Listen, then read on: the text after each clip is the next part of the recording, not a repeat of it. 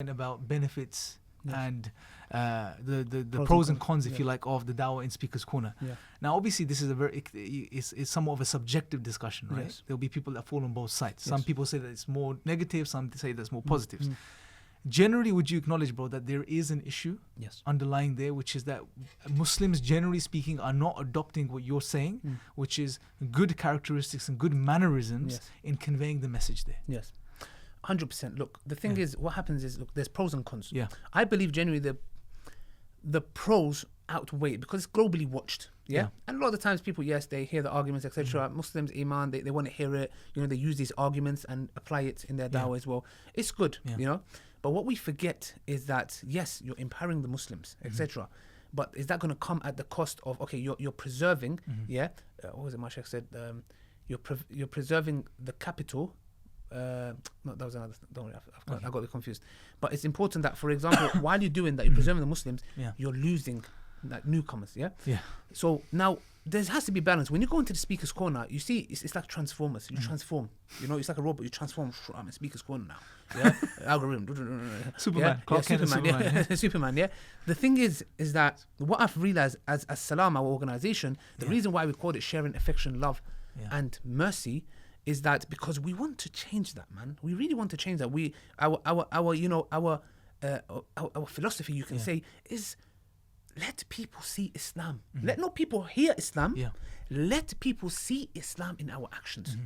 And this is one of the biggest things that is lacking. And a lot of brothers in the park, because they come across people that are arrogant or have an ego, wherever it may be, what they do is they transform into they're catering for that person to meet them on their level, basically. On their level. Now, Allah says in the Quran, repel evil with good.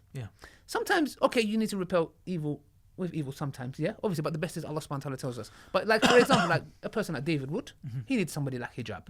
Like hijab transformed quite well. Well, here's the thing on that point, but I think is just with, sorry about cutting you, because I think what you're saying is important. So there may be a certain time where you have to adopt a certain approach in speaking to someone, right? But that's not the norm, right? Yes, you have to make that. See, that's why when hijab was having that discussion, before the debate, for example, he knew. We said to him, and he knows himself, that he even said it when he was having the debate. He said, he's not James White. Yes. If he was James, he made that clarification. We said, make that very clear. Because this person is somebody that mocks the deen, lies about the Prophet, insults him, dresses up like a woman, and it does all this kind of stuff. So this guy deserves that treatment. Absolutely. So I believe anybody coming and saying to hijab he was arrogant, I totally disagree. Hijab done a beautiful job there. It served its purpose. There's Christians that look at the what's his name? David Wood. I call him Rotten Wood usually. Bro, honestly, I would say he's worse in many ways, because it's unfortunate that here's an individual that's supposedly following the Christian tradition, yet comes across in such a nasty and derogatory way towards human beings.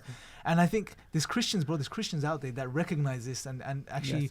Like James White. Exactly, bro. And they don't consider him, of course, they've rebuked him. Any authority from that perspective. They've rebuked him for that. But I think another point to clarify here is, bro, the issue that happens is someone maybe saw hijab, and it's good that he clarified that if it was James White, etc. Someone may see a debate like that, or another debate in Speaker's Corner, where the Muslim is a bit more there should be no excuse for having bad manners and bad traits.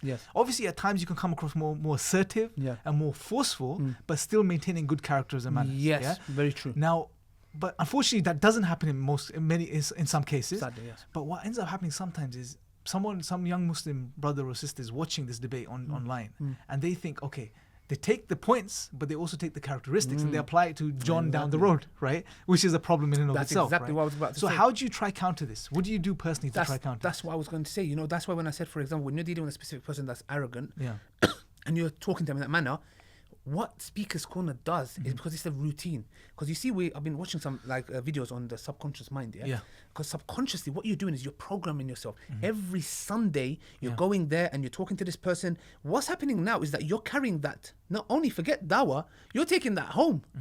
You're with the wife and you start dropping some arguments. Yo, what's your premise? Your premise is wrong. And what the hell are you talking about? You get it? It causes problem everywhere. So that's the reason why you have to like have a detox. Yes. You have to say to yourself, okay, calm down. Sometimes I'll see a genuine person and I'll look at the Prophet, and the Prophet, I'm like, look, man, you're not speaking to David Wood. Like, it really hurts me. I'm like, you're actually ruining what you're doing. Yeah. Like, being frustrated. Look, let it be. Yeah. Sometimes we need to understand this causes damage. This arrogant behavior, yani, look, the dawah is bigger than your ego. It's bigger than your ego. Yeah. If you feel like, oh, they offended me and I need to put them in their place, you have some problems in your head. Yeah. You know? And sometimes, look, I fall for that. But the thing is, spot the weaknesses and try to work on it. Yeah. I try my best to, sometimes I was having a discussion with one lady, yes. And I was speaking to her. Before that, her friend came who was insulting the Prophet, literally insulting the Prophet. And I didn't drop to her level. I just turned my back to her. Yeah. Yeah? And she went on a mad one. After I did, like talk to her, yeah, and kind of put her in a place, yeah. I'm sorry because she was insulting the Prophet, yeah. She went. Yeah. Her friend came. Her friend was more softer and polite. She wanted to know. Now what I did is I thought, okay, they're together, and I started a bit raggo, and then through it, I can even show you the video. And then I stopped and I said, "Madam, can you give me a second?" She said, "Yeah." I said, "I'm sorry." She said, "Right." I just said, like, along those lines. I said, "Sorry, I had to detox in the moment because I had to just, okay, this is not her. Ali, come back to your senses. This is somebody maybe genuinely want to know." I had to, transform myself because what happens is you can get caught up easily. Subconscious mind can say to you, oh, no. This was a person. And it was sad because she said that her dad abused her. And that hurt me. Yeah. And I thought to myself, subhanAllah, imagine if I came there and like, no, you're going to make it worse. Yeah.